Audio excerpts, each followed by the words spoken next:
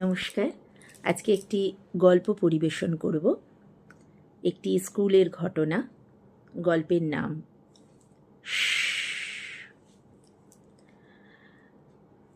আচ্ছা, আস্তে আস্তে স্টুডেন্টরা একদম মুখে আঙুল শোনো, যেটা বলছি শোনো।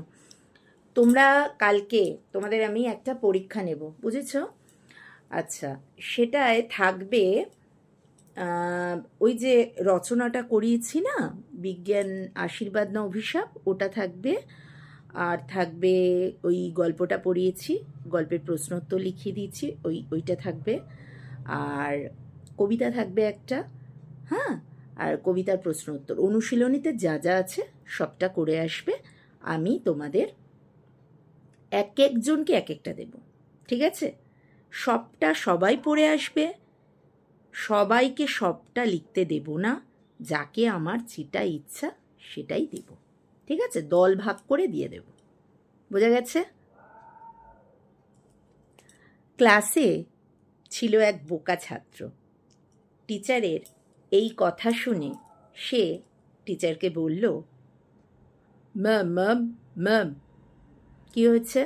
ম্যাম, বলছি কি পড়াটা একটু কমিয়ে দিন না, ওই একটা কবিতা আর একটা রচনা দিন না, আমি তাহলে শিখে আসতে পারবো। এতগুলো পড়া একদিনের মধ্যে করাটা না ম্যাম সম্ভব হবে না, একটু দেখুন না ম্যাম, একটু কমিয়ে দিন।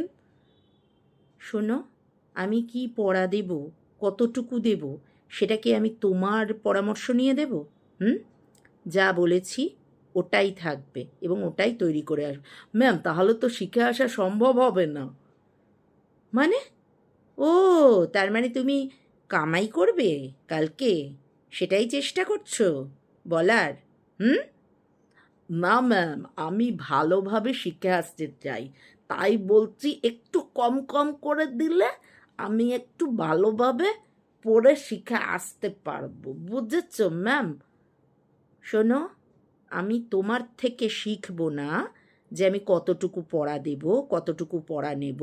তুমি আমায় পরামর্শ দিচ্ছ, তুমি প্রচণ্ড তর্ক করো তো। আমার একদম ভাল লাগে না এরকম বাচ্চা। এত তর্ক কিসের? যাও, যা দিয়েছি সেটাই থাকবে। আর যদি তুমি কালকে কামাই করো, যদি কামাই করো, তাহলে কিন্তু আমি হেডমিস্ট্রেসকে কমপ্লেন করব, আর তোমার গার্জেন কল করব। তোমাকে আমি নেক্সট পরীক্ষাতেই বসতে দেবো না। ম্যাম ম্যাম, এমন করবেন না, আমি তো একটু কমিয়ে দিতে বলছিলাম। ও ম্যাম, ম্যাম, জায়গায় যাবে, জায়গায় যাবে। ঠিক আছে ম্যাম। এরপর ওই ক্লাসেই ছিল এক চালাক ছাত্র, চতুর ছাত্র।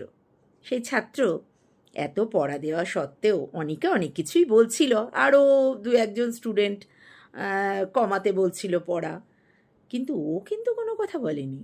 ও এক কোণায় চুপ করে বসে সবার মজা দেখছিল, কোনো রকম বাক্য ব্যয় করেনি, কখনোই করে না। বেঞ্চের কোণায় চুপ করে বসে থাকে, শুধু মজা দেখে। যাই হোক, সেদিনও একই ঘটনা ঘটল। সে কোনো প্রতিবাদ করল না। যথারীতি পরদিন সে অনুপস্থিত। আর ভ্যাবলা নামক বোকা ছাত্রটি ছুটতে ছুটতে স্কুলে গার্জেন কলের ভয়ে এসে পরীক্ষা দিল। কিছু পারল, কিছু পারল না। যাই হোক, এর ঠিক পরদিন ওই চতুর ছাত্রটি একটি ভালোভাবে চিঠি লিখে, অনুপস্থিতির কারণ দেখিয়ে চিঠি লিখে ম্যাডামের হাতে দিল। চিঠি হাতে পেয়ে ম্যাডাম বললেন, আচ্ছা আচ্ছা, কালকে তুমি অনুপস্থিত ছিলে? ও, আমি তো খেয়ালই করিনি। আচ্ছা, ও, বমি পায়খানা হয়েছিল তোমার? আচ্ছা আচ্ছা আচ্ছা, তা ওষুধ টষুধ খেয়েছো তো? এখন ভালো আছো তো? হ্যাঁ ম্যাম, এখন ভালো আছি। আচ্ছা আচ্ছা, ঠিক আছে, জায়গায় যাও, জায়গায় গিয়ে বসো। আচ্ছা ম্যাম। আর শোনো, তোমার যদি আজকেও শরীর টরীর খারাপ লাগে, তোমার বাবা মার নাম্বারটা দেবে, বাবা বা মা যা খুশি নাম্বারটা দেবে, আমি ফোন করে দেব, ঠিক আছে? আচ্ছা ম্যাম, ঠিক আছে। কি বুঝলেন? শুনুন, আমাদের সমাজে যে কোনো জায়গায় হোক, আমাদের সংসার হোক, আত্মীয় স্বজন মহল হোক, অফিস হোক, যে কোনো জায়গায় বন্ধু মহল হোক, যে কোনো স্থানে কোনো প্রতিবাদ করতে যাবেন না। চোখ, মুখ, জিভ সব বন্ধ রাখুন। দেখেও দেখবেন না, এতে বিপদ বাড়ে। যা করার নিঃশব্দে করুন।